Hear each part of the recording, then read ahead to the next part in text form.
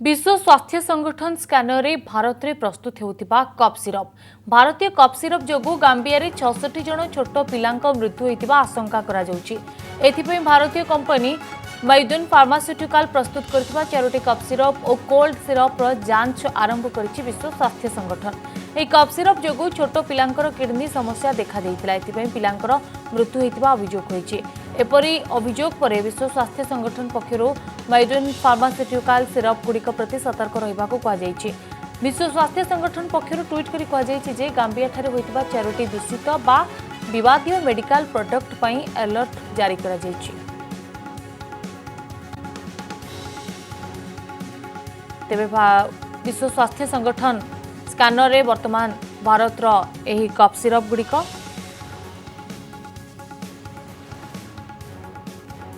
मैदुन pharmaceutical syrup गुड़िक प्रति सतर्क रहिबाकू वर्तमान समय रे अलर्ट करा जायछि। भारतीय कप सिरप जोगु गांबिया 66 जन पिलांक मृत्यु होइथिबा अभियोग मध्य होइछि। तेबे यह कहुछि जे कप सिरप जोगु छोट पिलांक किडनी समस्या देखा देउछि एथिपई पिलांकर मृत्यु होइथिबा अभियोग हेउछि। एपरि अभियोग परे विश्व स्वास्थ्य संगठन पक्षरु मैदुन फार्मास्यूटिकल सिरप गुड़िक प्रति सतर्क रहिबाकू कुहाଯାଇଛି। विश्व स्वास्थ्य संगठन पक्षरु ट्वीट करी कुहाଯାଇଛି जे गांबिया ठारे होइथिबा 4टी दूषित बा विवादीय मेडिकल प्रोडक्ट पई अलर्ट जारी करा जायछि। ते भारत रे प्रस्तुत होतिबा ए कप सिरप गुड़िकरे केउठी त्रुटि विच्युति होइछि बा कौन समस्या रही हुए तो विश्व स्वास्थ्य संगठन रही अभियोग परे परवर्ती समय रे ए दिगरे हुए तो तदंत होई पारे।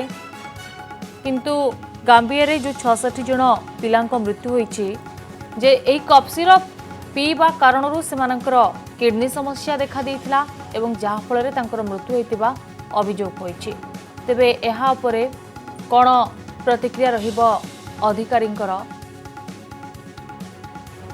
ता परवर्ती समय जना पड़िबो। किंतु बड़ कथा हेउछि जो संस्थाटी कप सिरप गुड़िक प्रस्तुत करुछि जे एहा लोकंक शरीर पई केते हानिकारक हुए तो से दिगरे